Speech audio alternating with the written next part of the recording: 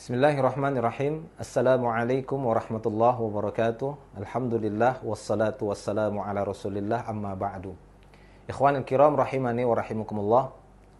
Ada istilah terbaru saat ini yang dikenal dengan at-ta'aruf, yang mana istilah ini sebenarnya tidak dikenal di kalangan para salaf terdahulu bagi orang-orang yang hendak melangsungkan pernikahan. Namun dilihat dari sisi maslahatnya, istilah ta'aruf ini muncul karena sebagian orang ingin mengetahui ciri khas, tabiat, karakter orang yang akan mereka nikahi. Oleh karena itu kita akan jelaskan di sini bahwasanya makna ta'aruf agar tidak melampaui batas.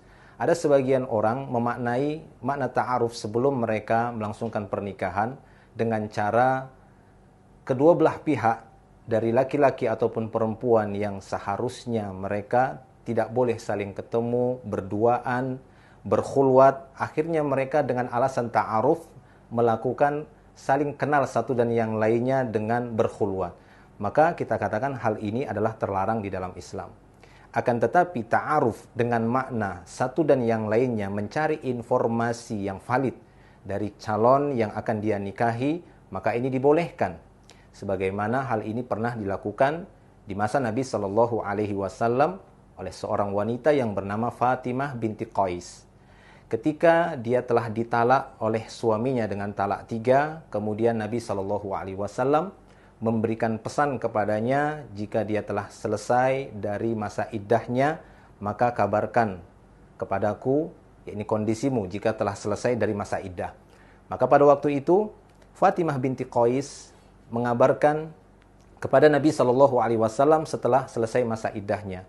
Karena pada waktu itu ada 3 laki-laki yang hendak melamarnya, yang hendak mengkhitbahnya.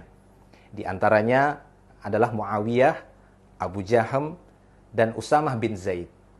Maka Fatimah binti Qais tidak begitu mengetahui karakter dari ketiga pria ini yang akan mengkhitbahnya.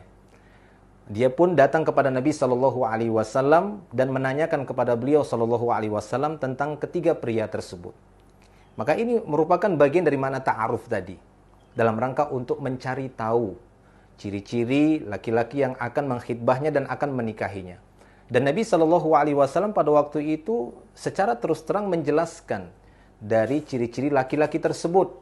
Nabi SAW mengatakan kepada Fatimah binti Qais, "Amma Muawiyah farojulun taribun, la malalahu."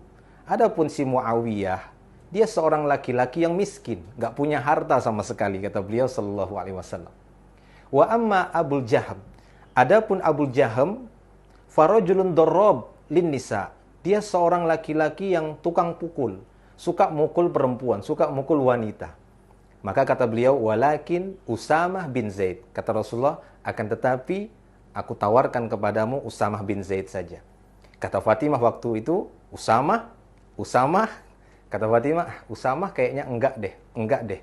Tapi kata beliau, ya, kepada Fatimah, ta'atullah wa ta'atur Rasul khairun laki. Mentaati Allah dan mentaati Rasul, ya itu lebih baiklah bagimu. Akhirnya dia pun menyetujui tawaran Nabi SAW. Dia menikah dengan Usamah bin Zaid, dan Fatimah waktu itu mengatakan, aku bahagia dengan Usamah bin Zaid. Maka para jamaah Allah Subhanahu wa taala, kalaulah makna ta'aruf yang difahami oleh sebagian orang dalam rangka untuk mencari tahu ciri-ciri ataupun karakter calon yang akan dia nikahi dari orang-orang yang terpercaya, maka ini silahkan. Dari orang tua si akhwat atau dari orang tua si ikhwan, maka silahkan. Tapi kalau ketemunya antara seorang rojul dan mar'ah, berduaan, saling tanya satu dan yang lainnya, kemudian mereka berduaan, maka ini adalah perkara yang terlarang. Demikian juga diperbolehkan bagi kita dalam rangka untuk ta'aruf ini, yaitu saling bertukar biodata, sehingga satu dan yang lainnya mengetahui bagaimana ciri-ciri calon yang akan dia nikahi. Maka yang seperti ini dibolehkan, tujuannya adalah untuk memperkuat tekadnya menikahi laki-laki ataupun wanita yang akan dia nikahi. Wallahu a'lam bishawab. Akhiru da'wana alhamdulillah. Assalamualaikum warahmatullahi wabarakatuh.